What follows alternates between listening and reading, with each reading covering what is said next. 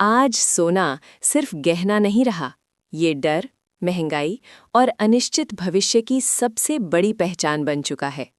2025 में सोना रिकॉर्ड स्तर पर है। अब सवाल ये है, 2026 तक सोना और बढ़ेगा या जोरदार गिरेगा? आइए फैक्ट्स के साथ समझते हैं। 2025 में भारत में सोना 1,30,000 रुपये प्रति 10 ग्राम तक पहुंच गया। ये अब तक का सबसे ऊंचा स्तर है। लेकिन ऐसा अचानक नहीं हुआ। इसके पीछे 4 बड़े कारण रहे। 1. दुनिया भर में महंगाई। 2. युद्ध और भू राजनीतिक तनाव। 3. डॉलर की कमजोरी।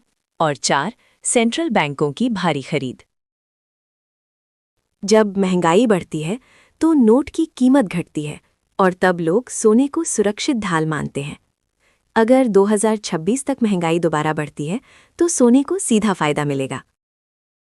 सोना ब्याज नहीं देता, इसलिए जब बैंक ब्याज ज्यादा देते हैं तो लोग सोना कम खरीदते हैं। लेकिन अगर अमेरिका और भारत में ब्याज दरें घटती हैं तो सोना 2026 तक और मजबूत हो सकता है। दुनिया में सोने की कीमत डॉलर में तय होती है। डॉलर कमजोर हुआ तो सोना अपने आप महंगा हो जाता है। 2026 तक अगर डॉलर कमजोर पड़ता है तो भारत में सोना और महंगा दिखेगा। चीन, रूस, भारत जैसे देश डॉलर से दूरी बना रहे हैं और इसलिए वे सोना जमा कर रहे हैं। जब खुद देश सोना खरीदते हैं तो कीमत गिरना मुश्किल हो जाता है।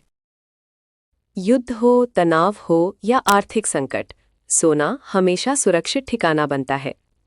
अगर 2026 तक दुनिया में तनाव बना रहता है तो सोना नीचे नहीं जाएगा। भारत में सोना सिर्फ निवेश नहीं, संस्कृति है।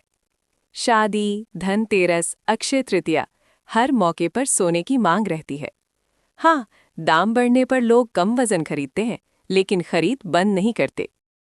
अगर ये 3 चीजें होती हैं, वैश्विक अर्थव्यवस्था तेज हो, ब्याज दरें ऊंची रहें, युद्ध और तनाव खत्म हो, तो 2026 में सोना 10-20% तक गिर सकता है।